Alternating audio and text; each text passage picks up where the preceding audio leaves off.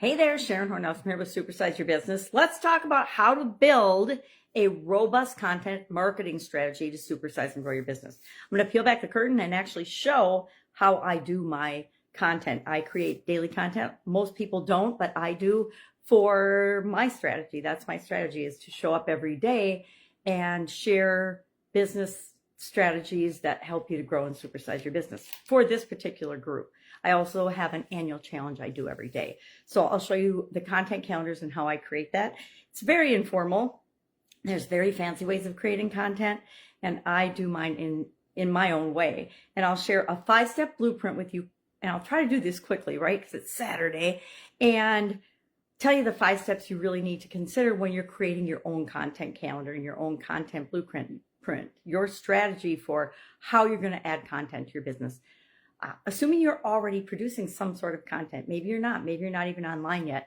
If you're not, I highly encourage you to create and set up an online marketing strategy. Why? It's inexpensive, it's effective, it helps you reach customers and clients that you otherwise probably would not reach, and it helps you to pre-sell your products and services by warming up your market. And we all know that a warm market is much more likely to buy than somebody that's never heard of you before. So, can't read my writing, need my magnifying glass. What are the 5 steps to setting up the blueprint? Let's start there. Number 1, you need to define your goals and objectives. You have to know why are you creating content? Why are you showing up online at all? And it's going to be a little different for each of us, but normally it's because there's so many benefits. It enhances your brand visibility and awareness. It establishes you as a thought leader in your industry, which we usually want to be, because people buy from people they know, like, trust, and respect, and believe that they can do the best job for them. And that is generally the thought leader in the industry, whatever industry it happens to be. And it's actually a great way to nurture and warm up and drive traffic to your products and services, right?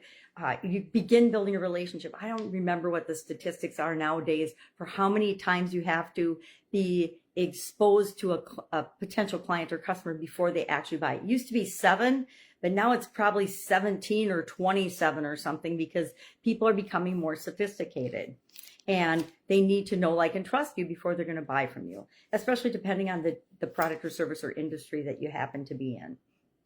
So how do we go about, well, step 1 is to go ahead and craft your, step 1 of our blueprint is to know what you want. Know what your reason for creating an online marketing strategy is, and a content strategy. Secondly, you need to know your audience inside and out. You need to know the people that you're here to serve.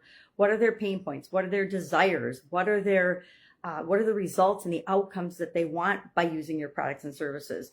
Why would they come to you over other people? What advantage do you have, and your business have, and your brand have over competition? Because we all have competition, not only in our industry, but in other industries and other solutions. Step 3, we are going to choose the right format and the right channels to show up in. It depends on where your customers are hanging out.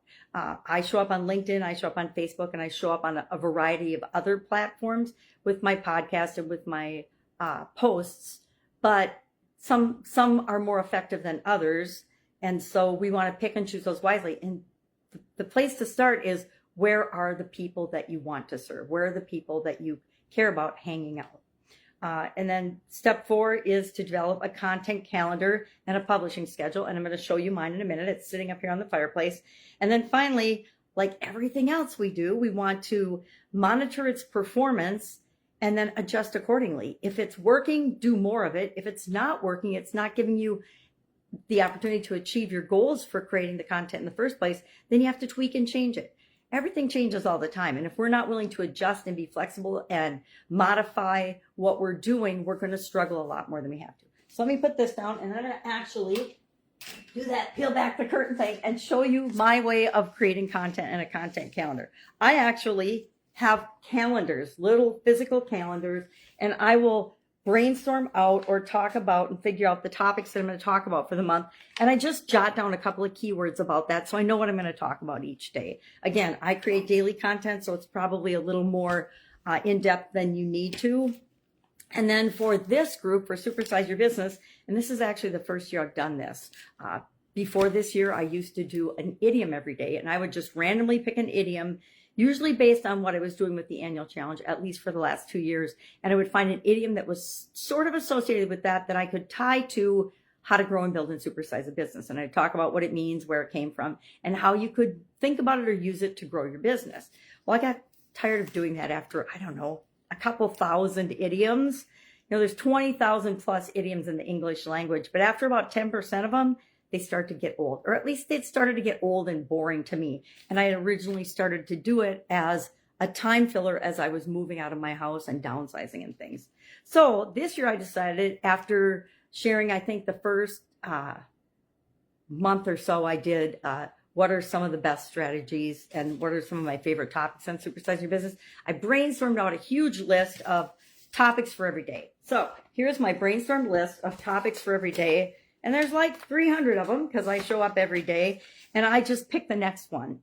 I didn't rearrange the list. I just made the list, and as things popped into my head, and I actually used ChatGPT to help me come up with some more subjects, I just talk about that subject every day. Thus today's topic. Although I think it's important that you have an online marketing strategy and a content strategy. I would say 90% of my business for my businesses comes from the online world now. Why? Because it's very, very inexpensive to reach a global audience. It's very, very inexpensive to target the people you want to target and create the business that you want to create. That's it. That's what we've got today. There's my messy content calendar creation and my messy writing. If I can help you in any way, hit me up and ask. Otherwise, have a fantastic day, and I will, of course, be with you tomorrow.